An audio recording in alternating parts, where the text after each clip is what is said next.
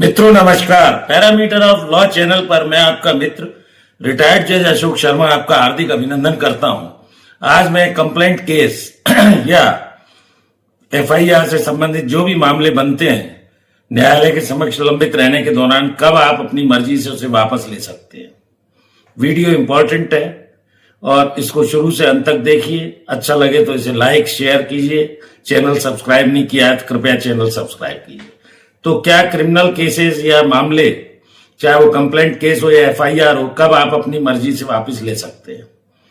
देखिए, कंप्लेंट आप जब दर्ज कराते हैं, जब या तो पुलिस आपको कहती है कि आप मजिस्ट्रेट के समक्ष कंप्लेंट दर्ज कराइए, ये कॉग्निजेबल नॉन कॉग्निजेबल दोनों ऑफेंसेस में हो सकती है। एफआईआर आप जब कोई अपराध घटित होता है आप स्वयं एफआईआर करा सकते हैं, कोई अन्य व्यक्ति करा सकता है, 0 एफआईआर हो सकती है, ई एफआईआर हो सकती है, थाने में जाकर आप रिटन भी दे सकते हैं, मौखिक भी दे सकते हैं। तो ऐसी स्थिति में पार्टीज के एफआईआर कराने के पहले अगर दोनों पार्टीज में समझौता हो जाता है, पहली स्थिति यह है, तो ऐसी स्थिति में फिर सूचना देने पर पुलिस उसमें आगे की कार्रवाई नहीं करती, ये आपको जानना चाहिए।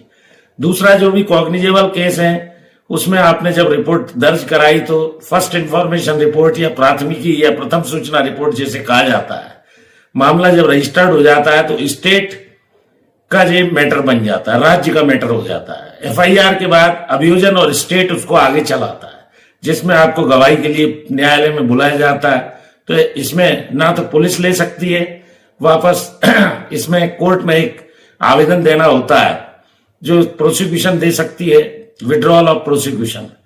तीसरी स्थिति यह बनती है कि जब इन्वेस्टिगेशन पूरा होकर चालान पेश हो जाता है, जिसे चार्जशीट भी कहा जाता है, अभियोग पत्र भी कहा जाता है, तो कंपाउंडेबल जो ऑफेंस है समझौते योग्य धारा 359 बीएनएसएस में नए में और पुराने में धारा 320 जो सीआरपीसी थी 1973 की, कुछ ऐसे अपराध दिए गए हैं जिनमें राजीनामे का अधिकार है। टेबल है उनमें, टेबल 1 है अपराध राजीनामा योग्य है। ये न्यायालय का आवेदन देने के बाद कोर्ट की अनुमति से दूसरे वाले टेबल 2 में। तो इस तरह से आप कुछ मामले जो उस टेबल में दिए गए हैं अपनी स्वयं की इच्छा से और कुछ न्यायालय की अनुमति से विड्रॉल या कंपाउंडिंग कर सकते हैं।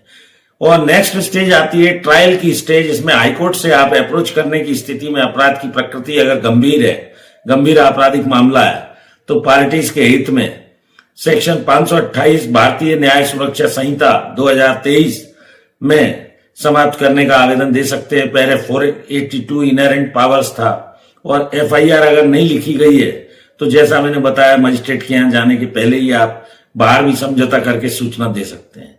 मजिस्ट्रेट के यहाँ है तो आप एक आवेदन दे सकते हैं। ये मजिस्ट्रेट के विवेक पर निर्भर करता है कि वो मामले में न्याय के उद्देश्य की पूर्ति के लिए अगर उसे सारी मामले की परिस्थितियों में ऐसा लगता है तो क्रिमिनल केस या कंप्लेंट केस जो भी है उसको विड्रॉ करने की अनुमति दे सकता है। इस तरह मैंने क्रिमिनल केस, कंप्लेंट केस, शिकायत या प्राथमिकी जो भी आपने दर्ज कराई है, कब आप न्यायालय से वापस ले सकते हैं। घबराने की जरूरत नहीं है, भावनाओं में बहकर कोर्ट के समक्ष नहीं आना है। क्रिमिनल लॉ है, इसका एक एस्टेब्लिश्ड प्रिंसिपल है क्रिमिनल ज्यूरिस्प्रूडेंस का, उसी आधार पर मामला आप वापस ले सकते हैं।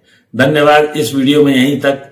मैं छोटे छोटे वीडियोस के माध्यम से आपको बहुत सारी जानकारियां देता आ रहा हूं। जिन लोगों ने अभी तक मेरे चैनल को सब्सक्राइब नहीं किया है कृपया चैनल सब्सक्राइब करें। लीगली मैं कुछ चीजें आपको बता रहा हूं। दूसरा, समाज से संबंधित बहुत सारी ऐसी बातें जो जीवन में आवश्यक हैं उससे संबंधित भी वीडियो डालता आ रहा हूं। तो देखिए, जुड़े रहिए पैरामीटर ऑफ लॉ चैनल से। एक और विशेष अनुरोध, मेरी धर्मपत्नी श्रीमती अर्चना शर्मा का भी यूट्यूब पर एक चैनल अर्चना आरटीएफ के नाम से है, कृपया उस चैनल को भी आप सब्सक्राइब कीजिए, उसके वीडियोस देखिए, लाइक कीजिए, शेयर कीजिए। मैं हृदय से आभारी हूं। लगभग मेरे 95,700 से ऊपर सब्सक्राइबर हो चुके हैं और लगभग 4,000 के ऊपर वीडियोस इसमें अपलोड हैं। इसका लाभ उठाइए। प्रत्येक व्यक्ति का ये दायित्व है कि वो कानून को समझे। ये आधार लेकर कि वो कानून नहीं जानता है भारत का, वो बच नहीं सकता है। धन्यवाद। इस वीडियो में यहीं तक। फिर नए विषय के साथ आपके समक्ष आता हूं। हृदय से साधुवाद देता हूं। धन्यवाद, नमस्कार। इस वीडियो में यहीं तक। Thank you for watching this video. नमस्कार।